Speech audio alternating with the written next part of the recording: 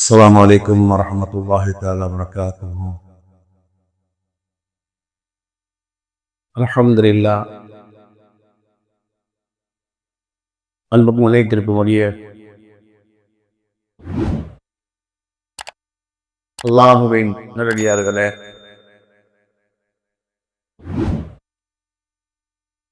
அருமை சகோதரர்களே,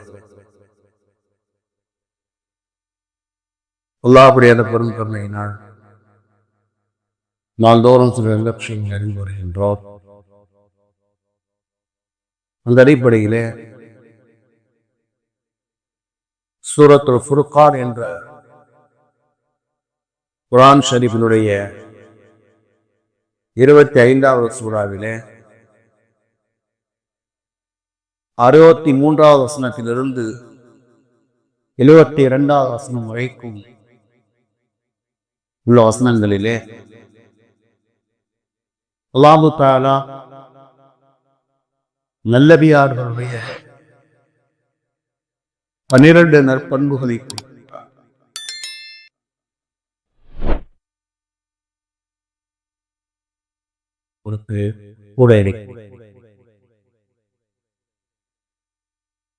அதிலே முதலாவது பண்பாக அல்லாஹ் கூறுகின்றான், அவர்கள் பூமியிலே பணிவோடு நடந்து செல்வார்கள் என்று அல்லாஹ் கூறுகிறார். இபாதுர் ரஹ்மான், அல்லாஹ்வுடைய அடியார்கள், அடியார்கள்னா எல்லாமே அல்லாஹ்வுடைய அடியார்கள் என்று தனக்கு நெருக்கமான நெல்லடியார்களை பற்றிய பண்புகளை அல்லாஹ் கூறுகிறார்.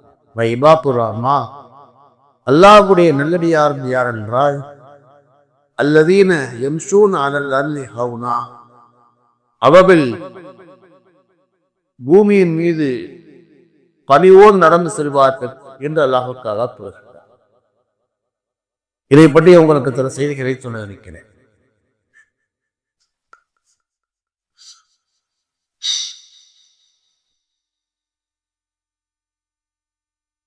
ஹௌனா என்றால் ஐயர் பெருமக்கள் எழுதுகிறார்கள், சக்கீனத்தின் வகாரி மின் கைரி ஜப்ரியத்தின் வலா இஸ்திக்பாரில், அவளுடைய நடையிலே ஆணவம் இருக்காது, அகம்பாரம் இருக்காது, அதே நேரத்திலே கம்பீரத்தோடும் அமைதியோடும் நடப்பார்கள் என்று அறிஞர் மக்கள் எழுதுகிறார். அவருடைய நடையில என்ன இருக்கும்? 2 விஷயங்கள் இருக்கும், 2 இருக்கக்கூடாது. நடையிலே அமைதி இருக்கும், அதே நேரத்திலே கம்பீரமான தோற்றத்தோடு நடப்பார்கள். ஆனால் அவருடைய நடையிலே ஆணவமும் அகம்பாவும் இருக்காது என்பதாக எழுதுகிறார். ஹஜ்ரத் ரசூலுல்லாஹி ஸல்லல்லாஹு அலைஹி வஸல்லம் நடை எப்படித்தான் இருக்கும்? ஹஜ்ரத் அலி ரலியல்லாஹு தஆலா அன்ஹு அறிவிக்கிறார்கள், திருமதியிலே வருகிறது, பெருமானார் ஸல்லல்லாஹு அலைஹி வஸல்லம் நடை எப்படி இருக்கும் என்றால், பொதுவாகவே ஒரு உயரமான இடத்திலிருந்து சரிவான இடத்துக்கு இறங்கக்கூடியவர் எப்படி உறுதியோடு நடப்பாரோ அப்படித்தான் பெருமானார் ஸல்லல்லாஹு அலைஹி வஸல்லம் நடை இருக்கும். மேற்றது பள்ளத்துல இறங்குறோம், எப்படி இறங்குவோம்? காதை வைப்போம், ஸ்டெப் வைக்கிற நேரத்துல உறுதியா வைப்போம், இல்லைன்னு வைக்கிற உறுதுவோம். நடை இப்போதுமே அப்படித்தான் இருக்கும். தன்னுடைய காதுகளை தரையிலே தேய்த்து கொண்டு நடக்க மாட்டார். சில பேர் நடக்கிறாருன்னா அவன் என்ன செய்யும்? அந்த சப்பல் சரக்குங்க முடியலா, பூமியிலே காதை தேய்த்து கொண்டு நடக்க மாட்டார் என்பதாக அணுகுவர்கள் கூறுகிறார். அதனால ஒரு மூமியினுடைய நடையிலே கம்பீரம் இருக்க வேண்டும். பஞ்சத்தில் அடிவிட்ட மாதிரியே நடக்கக்கூடாது. அவருடைய நடையில கம்பீரம் இருக்க வேண்டும். வரலாற்று செய்தி வருகிறது, தப்சீர் இப்னு கஸீரில் எழுதுகிறார்கள், ஹஜ்ரத் உமரே ஃபாரூக் ரலியல்லாஹு தஆலா அன்ஹுவர்கள் ஒரு இளைஞரை பார்த்தார்கள். அவன் என்ன செஞ்சான்? ஒரு நோயாளி மாதிரி பலகீனமா நடந்து போயிட்டு இருந்தான். அவர்கிட்ட கேட்டாங்க, மா பாலக்க அந்த மாதிரி உனக்கு என்ன ஆனது? நீ நோயாளியா, உடம்பு சரியில்லையா என்பார். நான் சொன்னா, லாயா அமீருல் முஃமினீன், அமீருல் முஃமினீன் அவர்கள் அதெல்லாம் ஒண்ணும் இல்லை, நான் நல்லா தான் இருக்கேன் என்பதா. அப்ப என்ன சொன்னாங்கன்னா, சாட்டையை வச்சு அடிச்சு, சாட்டை எடுத்து ஒரு அடியை கொடுத்து நடப்பது கம்பீரமாக நட, வலுவோடு நடப்பாயாக என்பதாக சொன்னாங்க.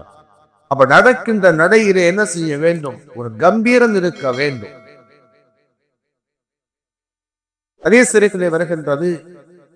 அதாவது அபூ ஹுரைரா ரலியல்லாஹு அன்ஹு அறிவிக்கிறார்கள், புகாரி ஷரீஃபினுடைய 6000 புகாரி ஷரீஃபினுடைய 636வது வருகிறது. இதா அத்தீதுமு ஸலாத்த ஃபலா தஅதூஹா வ அன்தும் தஸ்ஆஊன். நீங்கள் தொழுகைக்கு வந்தால் வேகமாக ஓடி வராதீர்கள். தொழுகைக்கு வருகிற நேரத்துல கடைசி நேரத்தில் குடுகுடுன்னு ஓடி வர, அப்படி வராதீர்கள். வாதூகா வஅலைக்கும் ஸக்கீனா. நீங்கள் என்ன செய்யுங்கள்? அமைதியாகவும், இன்னொரு வக்காரின்வாக வரும், அமைதியாகவும் கம்பீரத்தோடும் நீங்கள் என்ன செய்யுங்கள்? தொழுகைக்கு வாருங்கள். ஃபமா அதரப்தும் ஃபஸல்லு. எதை நீங்கள் பெற்றுக் கொண்டீர்களோ அதை நீங்கள் தொழுங்கள். ஒமா ஃபாத்தக்கும் ஃபாத்திம்மு. எதை நீங்கள் இழந்து விட்டீர்களோ, தவற விட்டீர்களோ அதை நீங்கள் முழுமைப்படுத்துங்கள். தொழுகை நடக்கின்ற நேரத்திலே வந்தாலும் கூட என்ன செய்யக்கூடாது? வேகமாக ஓடி வரக்கூடாது.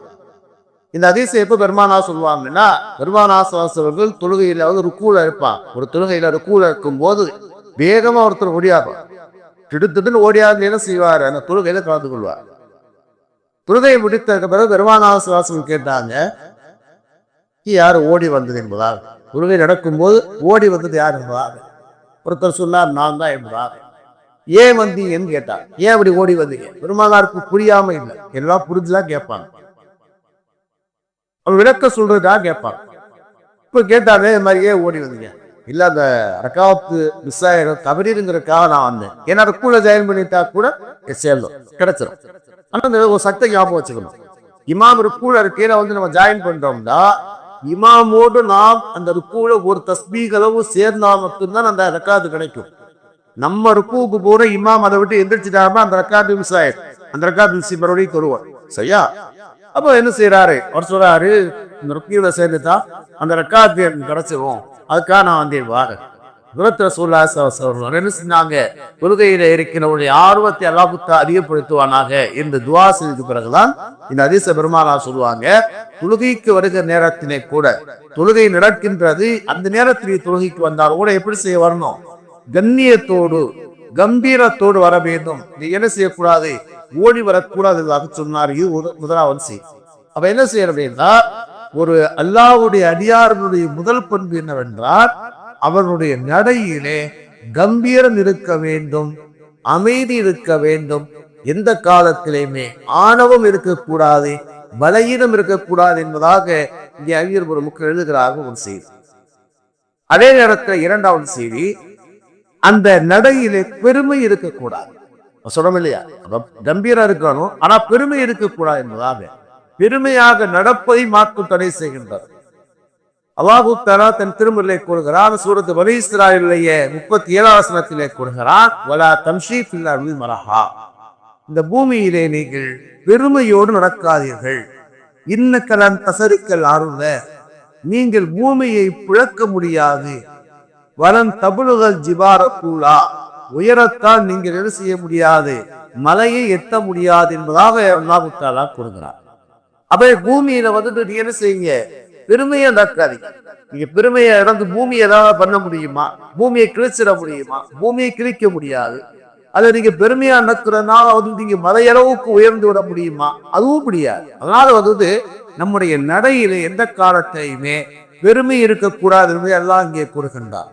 அது மட்டுமல்ல, நடையிலே மட்டுமல்ல, நம்முடைய சொல்லால், நம்முடைய செயலால், நமக்கு அல்லாஹ் கொடுத்திருக்கின்ற பாக்கியங்களால் எந்த விதத்திலேயுமே நம்முடைய உள்ளத்திலே பெருமை இருக்கக்கூடாது.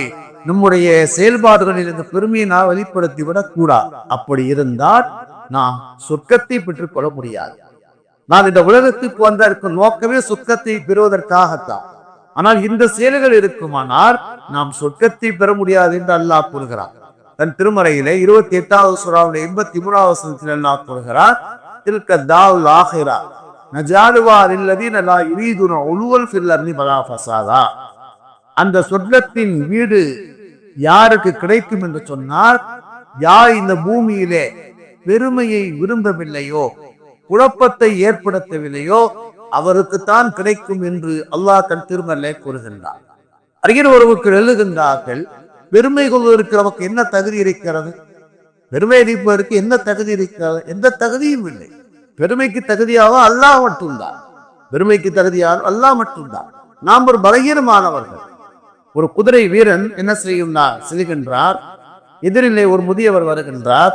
அவன் கேட்டான், நான் யார் தெரியுமா என்பதாக. பெருமையிலே கேட்கிற, நான் யார் தெரியுமா என்பதாக. அந்த பெரியவர் சொன்னார், தெரியுமே என்பதா. உடனே அவன் சொன்னான், சொல் நான் யார் என்று சொல் பார்க்கலாம் என்பதாக. அவனுடைய பெருமையை அவர் சொல்வாக வைத்துக் கொண்டு அவன் என்ன செய்கின்றார்?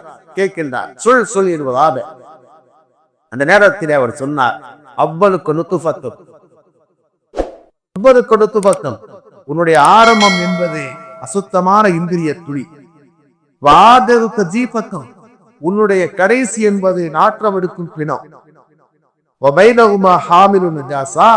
அந்த இரண்டுக்கும் மத்தியிலே நீ அசுத்தங்களை சுமந்திருக்கக்கூடிய ஒரு ஜடம் என்பதாக அவர் சொன்னார். ஆரம்பம் எல்லாருடைய ஆரம்பம் என்ன? இந்திரிய துளி. அது அசுத்தமானது. அது வந்தாவே பிரிப்பு கடமையாயிரும். கடைசி என்ன? நாற்றம் எடுக்கும் பிணம். மௌத்தாயிட்டாலே எவ்வளவு கூடிய சீக்கிரம் எடுக்கிறோமோ அவ்வளவுதான் நல்லது. ஒரு நாளைக்கு வச்சுக்கிற முடியுமா? ஃப்ரீசரினா ஒரு நாளைக்கு வச்சுக்கிற முடியுமா? வச்சுக்கிற முடியாது. யாரையும் வச்சுக்கிற முடியாது. அந்த இரண்டுக்கும் இடையில நம்ம என்ன செய்யறோம்னா மலந்திரங்களை சுமந்திருக்கணும், அசுத்தங்களை சுமந்திருக்கின்றோம். அதனால நீ பெருமை அளிப்பதற்கு நமக்கு எந்த தகுதியும் இல்லை. ஒரு செய்தி. அதே மாதிரி இந்த உலகத்திலே அல்லாஹ் நமக்கு கொடுத்திருக்கின்ற பாக்கியங்கள் நினைத்து நாம் சந்தோஷப்பட வேண்டும். அதெல்லாவுக்கு நன்மை செய்ய வேண்டும். அதை நாம் நல்ல வழியிலே நாம் பயன்படுத்த வேண்டும், தவறல்ல. ஆனால் அதே நேரத்திலே அந்த பாக்கியங்களை கொண்டு பெருமை அடைத்தால் அல்லாஹு தஆலா அவர்களை இந்த உலகத்தில் அளித்திருக்கின்றார். குர்ஆனில் அல்லாஹு தஆலா 5 வகையான அழிவுகளை கூறுகின்றார். ஒன்று, கல்வியின் மூலமாக ஆணவம் படைத்த இப்லீஸ் அழிந்து போனார். கல்வியின் மூலமாக ஆணவம் படைத்த இப்லீஸ் அழிந்து போனார்.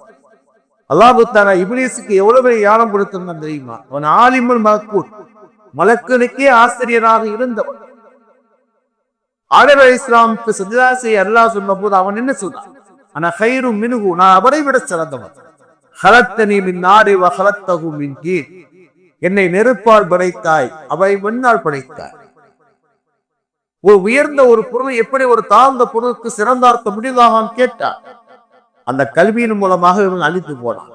இரண்டாவது, செல்வம். செல்வத்தின் மூலமாக அழிந்து போனவன் செல்வத்தின் பெருமையினான். சூரத்து கஸஸிலே 28வது சூராவோட 76 எல்லாம் சொல்லுவான். காரூனுக்கு அல்லாஹ் தஆலா உலகெரிய செல்வத்தை கொடுத்திருந்தார். அவருடைய ஹசானாக்களுடைய திறமுகரை சுமப்பதற்கு ஆற்றல் விளைத்த ஒரு ஒட்டக கூட்டம் தேவை என்று அல்லாஹ் தஆலா கூறுகிறார். அந்த ஒட்டக கூட்டம் என்பது அப்துல்லா அப்பாஸ் அவர்கள் 100 ஒட்டகைகள் அமர்ந்துவார்கள். அவ்வளவு பெரிய செல்வத்தை எல்லாம் கொடுத்திருந்தார். மூசா அலைஹிஸ்ஸலாம் சொன்னார், லா தஃப்ரஹ் இன்னல்லாஹ லா யுஹிப்புல் ஃபரஹீன், நீ பெருமை அடிக்காதே, பெருமை அடிப்போல் அல்லாஹ் நேசிக்க மாட்டான், விரும்ப மாட்டான் சொன்னார்கள். ஆனா அவன் பெருமை அடித்தார். ஃபஹஸப்னா பிஹி வ பிதாரிஹி, அவர் இந்த பூமியிலே அவன் இழுக்கப்பட்டு இறந்து போனார். அவனும் அவருடைய சுத்தத்தில் பூமியினால் இழுக்கப்பட்டது. மூன்றாவதாக ஆட்சி அதிகாரங்கள், பதவிகள் அல்லாஹ் கொடுத்த பாக்கியம். அதைக்கும் நல்ல காரியங்கள் செய்யலாம், தப்பல்ல. ஆனா அதே நேரத்திலே அந்த ஆட்சி அதிகாரத்தின் மூலமாக யார் ஆணவம் கொடுக்கிறார்களோ, அதை கொண்டு யார் அடுத்தவருக்கு அநீதி இழைக்கிறார்களோ அல்லாஹு தஆலா அவரை அழித்திருக்கின்றார்.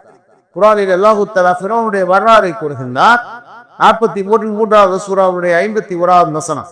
அலைஸலி முல்கு மிஸ்ர், எனக்கு இந்த மிஸ்ர் நாட்டினுடைய ஆட்சி அதிகாரம் இல்லையா? வஹானீர் அல்லாத தஜ்ரீமில் தகுதி, இந்த நைல் நதியுடைய அதிகாரத்துக்கு கீழே ஓடவில்லையா என்பதாக அவன் சொல்லிக் கொண்டிருந்தான். ஆனால் செய்தார், அல்லாஹு தஆலா அவனை அழித்து காண்பித்தார் இல்லையா? 43வது சூராவுடைய 51வது வசனத்தை அல்லாஹ் அவ்வாறே கொடுக்கிறார். அவன் அழிந்து போனான். நாலாவதாக எழுதுகிறார், உடல் வலிமை சக்தி அல்லாஹ் கொடுத்திருக்கிறார்.